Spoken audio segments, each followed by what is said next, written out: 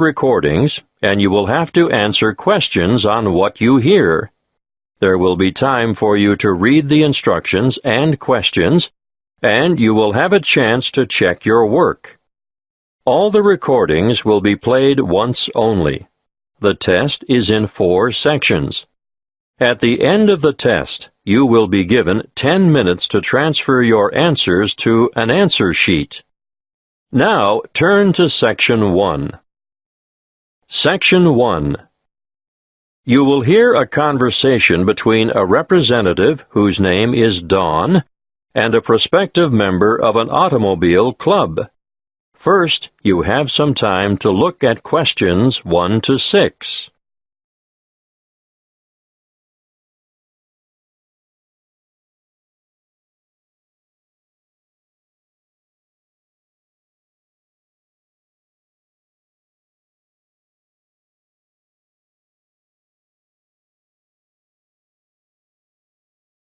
You will see that there is an example that has been done for you. On this occasion, only the conversation relating to this will be played first. Good morning.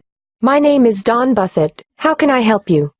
Good morning, Dawn. I'd like to join the club. Wonderful. Now, have you ever been a member before?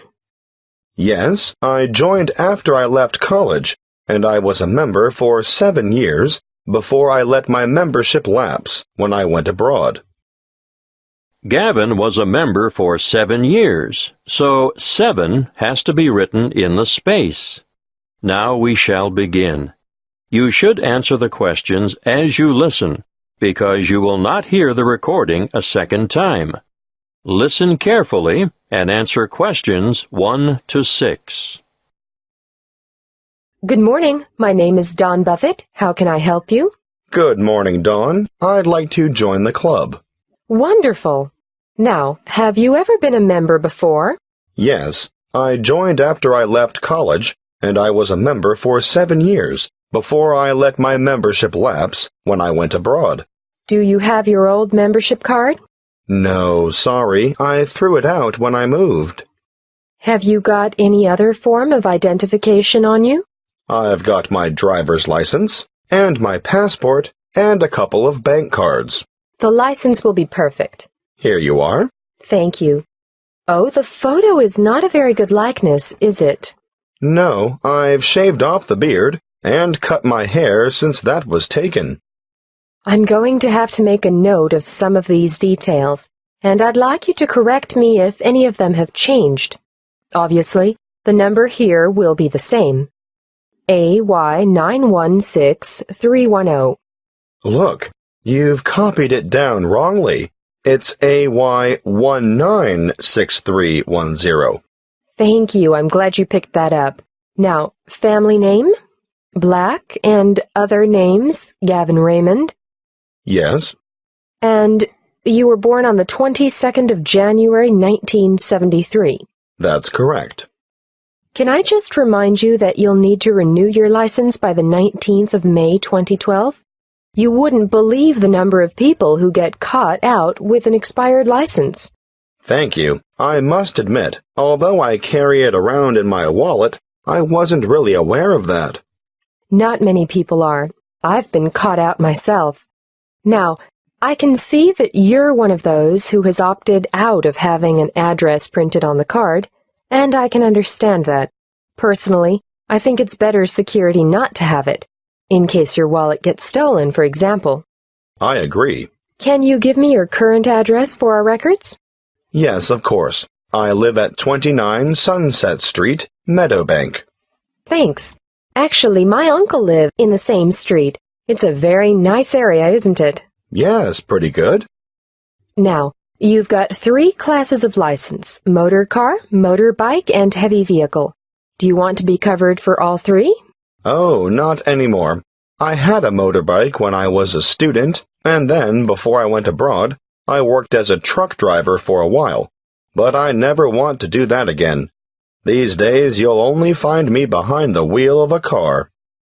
Well, that's all done. Now for one final question. What's that? I need to ask you whether you've ever had any driving or other convictions or endorsements on your license? Well, I've had a few parking tickets. We don't count those.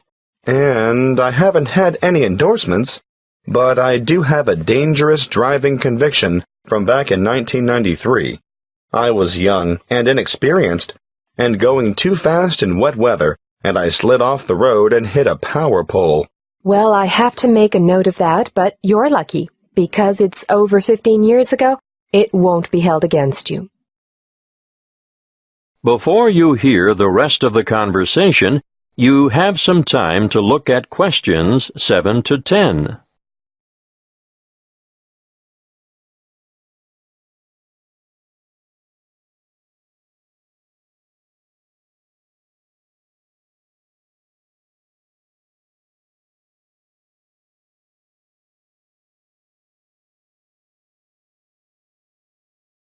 Now listen and answer questions 7 to 10.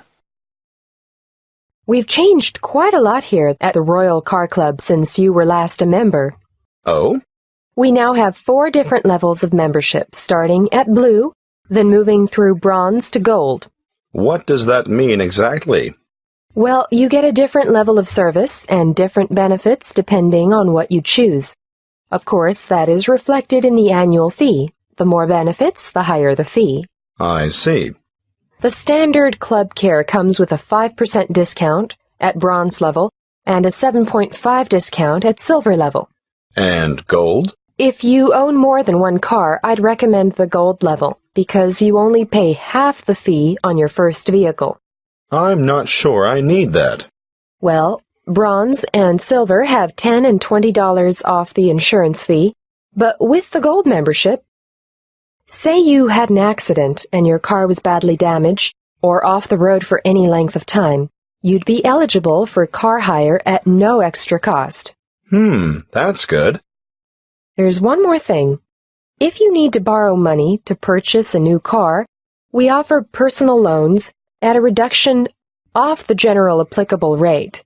These start at 0.25%, go up to 0.5% at bronze level, and increase to 0.75% at the next level. Gold has a whopping 1.25% reduction on the applicable rate. Well, that is something I should consider, perhaps. Thanks for your help. I'll think it over and let you know. That is the end of Section 1. You now have half a minute to check your answers.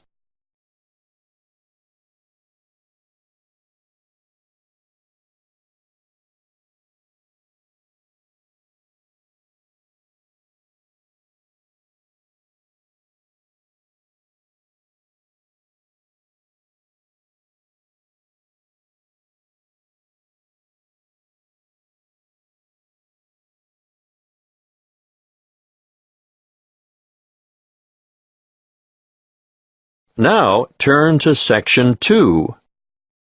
Section 2. You will hear a guide at the Summerland tourist attraction talking to a group of visitors.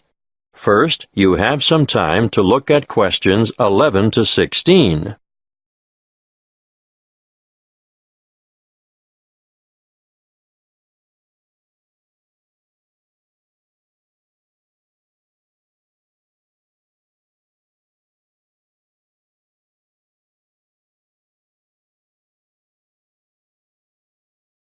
Listen carefully and answer questions 11 to 16. Welcome to Summerland. I'm your guide, Jackie, and I'm going to tell you a little bit about what we do and have here before I take you on a tour of the facilities. In our air-conditioned restaurant, we can cater for anyone from the individual diner to families and tour groups. We also do functions such as weddings, conferences, birthday parties, and so on. We have a delicious modern menu on offer in the restaurant, or perhaps you'd prefer to sit outside in the courtyard overlooking the lush tropical gardens. And for those booking a function, we devise an interesting set menu according to the type of celebration and the client's budget. If formal dining isn't what you're after, we operate a takeaway food bar which has a range of light snacks and refreshments, just the thing if you're supervising children in the playground. The playground and picnic area makes a great alternative to the beach. If you've remembered to bring your bathing suit and a towel, you can cool off in the water spray park. Parents can sit back, relax, and enjoy a coffee while the kids have fun in our fully fenced, shady playground and picnic area. What a way to make the most of the warmth and sunshine we have here in abundance. The older children will love to visit the historic cottage with their parents. This was the original homestead on the property and is now preserved as a museum with an educational DVD and cinema room.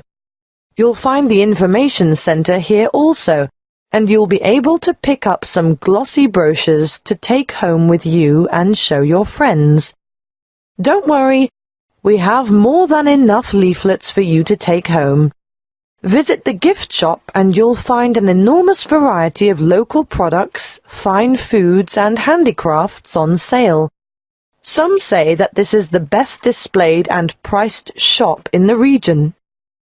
There is more to be admired and purchased in the garden nursery, which has an extensive range of flower pots, indoor and outdoor plants, statues, and all kinds of other garden accessories to adorn any home or garden.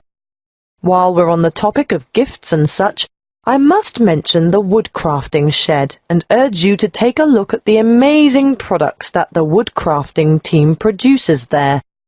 You'll be able to watch them at work and buy anything they've made. The toys they produce are not only original, but some of the finest craftwork you'll ever see. Take your little ones by the hand and keep an eye on them, because they'll want to play with these, but they can't be played with unless they're paid for. Last but not least are the orchards. The Summerland tourist attraction is actually a working farm with over 40 hectares of macadamia and avocado trees. The macadamia nuts are picked by machine from April through to September. The avocados are grown, hand-harvested, packed, and marketed on site. Before you hear the rest of the talk, you have some time to look at questions 17 to 20.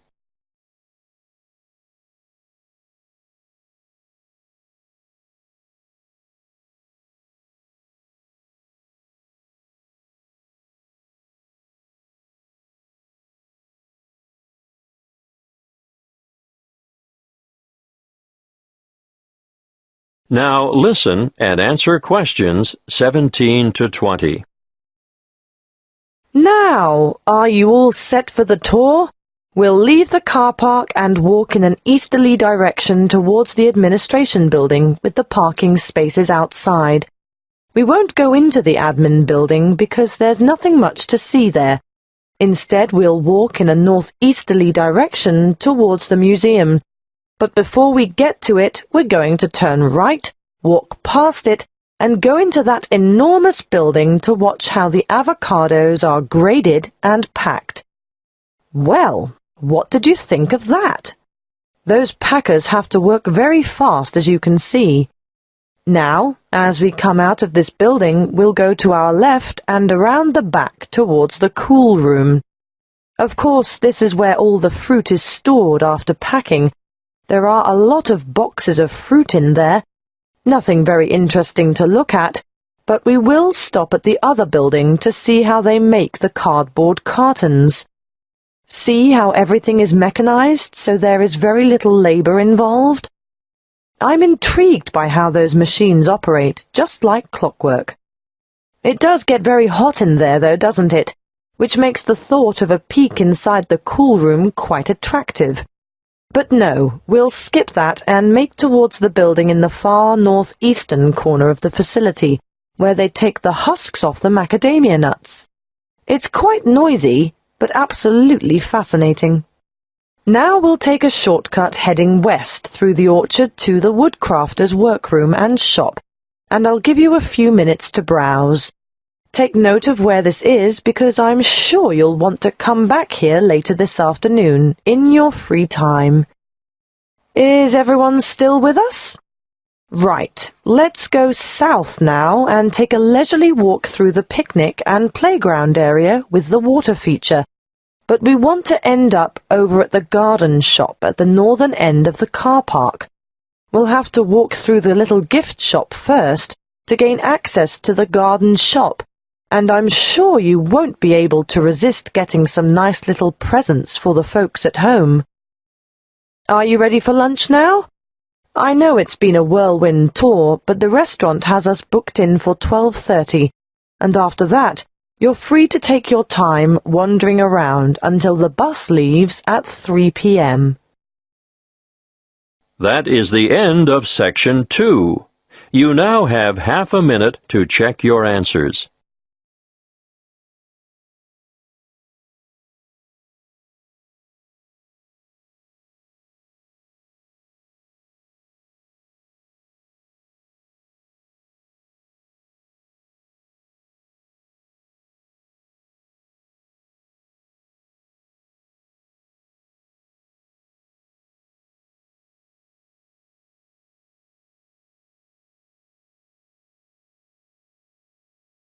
Now turn to Section 3.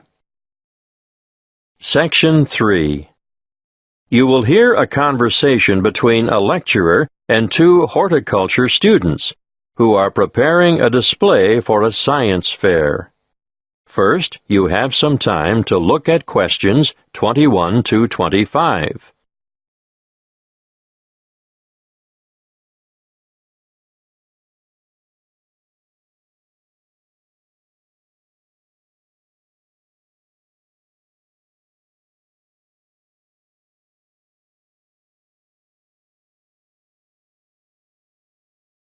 Listen carefully and answer questions 21 to 25. Good morning, Annie. Tony, how are you?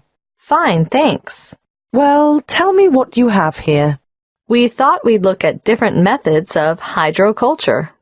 Uh-huh. In the true hydroponics method, the roots are bathed with water and nutrient solution, while support for the plant must be provided above the container. And alternatively? Alternatively, the plants can grow with their roots in a substratum, such as sand, vermiculite, or LECA granules. LECA stands for Lightweight Expanded Clay Aggregate, and vermiculite is… Thank you, Tony. I know what vermiculite is, but you should be prepared to give details about all these things to the visitors. Can you explain what the advantage of LECA is over traditional soil? It's a natural product, manufactured from clay.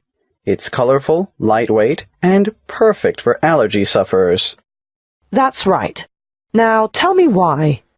Because it's clean and hygienic, bacteria and soil diseases don't get a chance. Well, you could say that on this chart here, ideal for household plants. And we'll point out that the growing medium itself makes no contribution to feeding, which is provided in solution with the water. Good. Now tell me what you've got here. This is a simple version of the first method, using a wide-neck jar which we've filled with water and nutrients, leaving space at the top. As the roots need to be in darkness, we'll cover the sides of the glass with brown paper later. How did you get the plant through the cork? We made a hole through the center and cut the cork in half so we could fit it around the plant stem, and we padded the hole with cotton wool. Well, that's a good demonstration of the principle involved and ideal for a houseplant, but many people will want to see a wider application. What about more plants? We haven't quite finished the preparation yet, but over here you can see a bigger container. In fact, any wide container can be used, with the nutrient solution in the bottom, airspace above, and then we've made a rigid lid, and we've covered that with a layer of litter. What have you used for litter? We've used wood shavings. Untreated? Definitely. That's most important. You can use a variety of materials for litter, but obviously nothing toxic, and treated timber contains some nasty chemicals. So, if you're using sawdust or wood shavings, they have to be from natural timber. A good point. Yes, we'll make a note of that when we list possible ingredients for litter. Be sure to explain the purpose of the rigid lid. It's wire mesh, isn't it? And why the litter layer is important too. Well, the mesh is just a platform to keep the litter out of the water, and the primary function of the litter is to exclude light from the root space. Before you hear the rest of the conversation, you have some time to look at questions 26 to 30.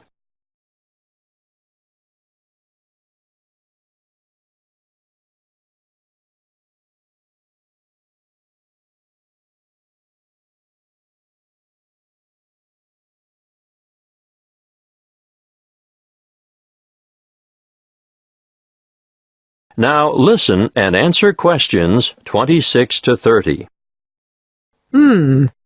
What you have so far is ideal for the home or office, but what about commercial applications? Well, we're going to demonstrate the nutrient film technique, which is popular with some commercial growers, particularly for the cultivation of crops such as runner beans and tomatoes. Producers would really like to see some innovation in the cultivation of potatoes and yams too, but obviously, this technique is only suitable for those crops which grow above ground. What about peas?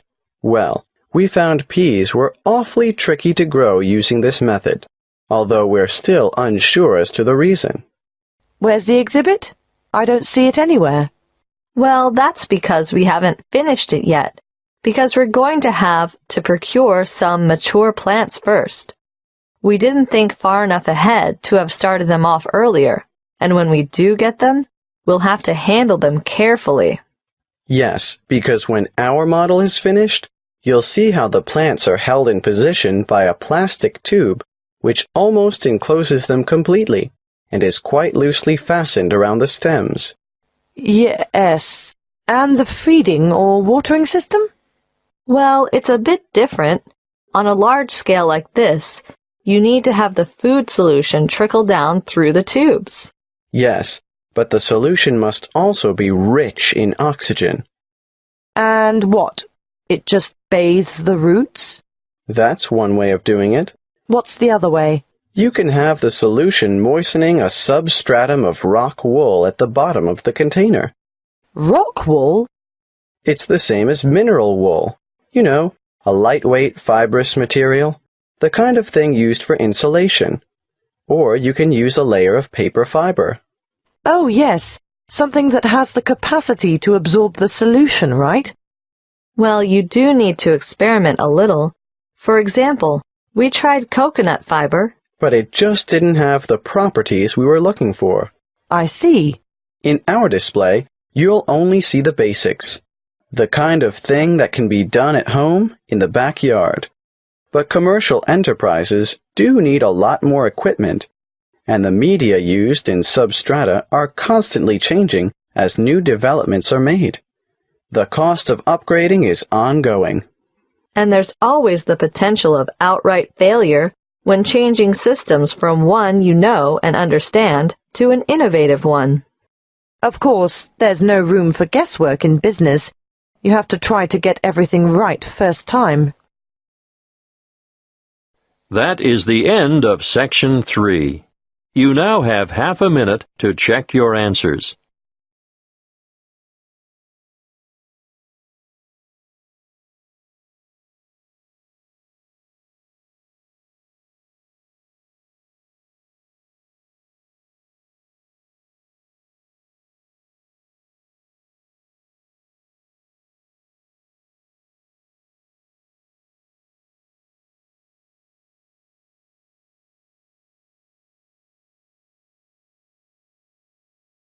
Now turn to Section 4. Section 4. You will hear a talk given by a guest lecturer in the Continuing Education Department. First, you have some time to look at questions 31 to 40.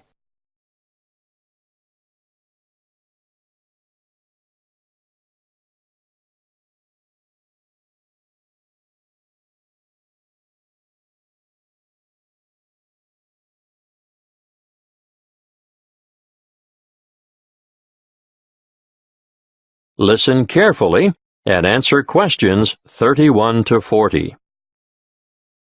Good evening. I'd like to thank the Continuing Education Department for hosting this series of lectures on people behind the names you thought were fiction. Welcome to this talk on the Grand Old Duke of York.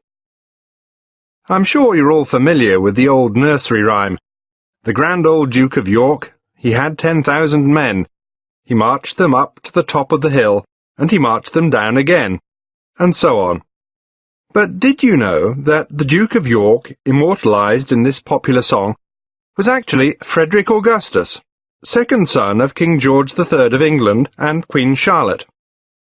He achieved fame in this way because of the humiliation he suffered at the hands of the French during the Revolutionary Wars at the end of the 18th century. Frederick was born on the 16th of August, 1763, and from the age of 17 he had been trained as a soldier. When war broke out between England and France in 1793, his father, the king, insisted that he should command the British contingent that was being dispatched to Flanders to cooperate with the Austrians and the Dutch. The Duke was a brave soldier, but remember he was only 30 at the time. Not only was he young, but he was also inexperienced in battle, and was unable to cope with the enthusiastic French Revolutionary Army. He was let down by his allies, too, and in spite of the arrival of 10,000 fresh troops from England, his campaigns were a disaster. He was driven out of Dunkirk in September 1793, Flanders in May 1794, and Belgium in July 1794. Finally, during the winter of 1794 to 1795, his army retreated to the border of Hanover, and, with his unsuccessful campaigns over, the Duke returned to England. It was after this military fiasco that the Duke of York came to be, rather unkindly, satirized in song. Would you believe, despite all this, King George III arranged his son's promotion to the position of Commander-in-Chief of the army in 1798, and in the following year he was appointed to command an army sent to invade Holland. Again he was unsuccessful, and this confirmed the general opinion that he was not capable of commanding an army in the field. Nevertheless, the rhyme is a bit cruel and harsh, because it doesn't take into account the nature of the soldiers who served with Frederick. All the blame for lack of success should not have been attached to the Duke alone, because the army he had under his command was made up from what is commonly described as the scum of the earth. This is a somewhat offensive term, used to refer to a group of people regarded as despicable and worthless. Who were they, these ordinary soldiers? Well, they were mostly vicious, brutal ex-convicts, or raw recruits, and elderly men. The officers who commanded them were all untrained as military men. In fact, they were anybody who could afford to buy a commission. But here's the really great thing that, unfortunately, the Duke of York is not remembered for. He realized that this was a hopeless kind of army, and he set about improving conditions in order to recruit higher-quality soldiers. He introduced padres. Are you familiar with the term? No? Well, let me explain. You see, members of the British Armed Forces are generally Christians of one denomination or another, and a padre is a Christian cleric or chaplain who ministers to the soldiers and attends to their spiritual needs, without belonging to any particular grouping within the Christian faith. Now, where was I? Yes, Frederick introduced padres, doctors, and veterinary surgeons to the battlefield. Why vets? To attend to the horses, of course. Remember, we're talking about late 18th century battlefields. He was also the founder of the Royal Military College for the Training of Officers at Sandhurst. Yes, the very same one where the princes and other members of the royal family receive their military training today. Frederick also founded the Duke of York's School in London for sons of soldiers killed in battle. His name is perhaps better commemorated by this school in Chelsea than by the column that stands at the top of Waterloo Steps in St James's Park. In 1807, the Duke was involved in a scandal with a woman, and as a result resigned as Commander-in-Chief. But he was reinstated in 1811 by his elder brother, the Prince Regent, who later became George IV of England. He continued in this post until his death in 1827.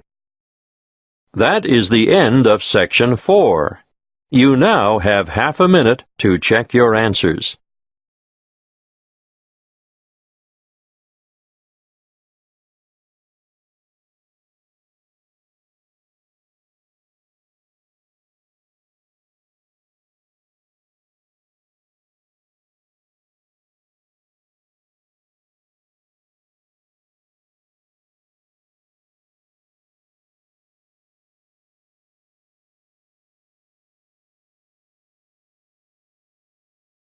That is the end of the listening test. You now have 10 minutes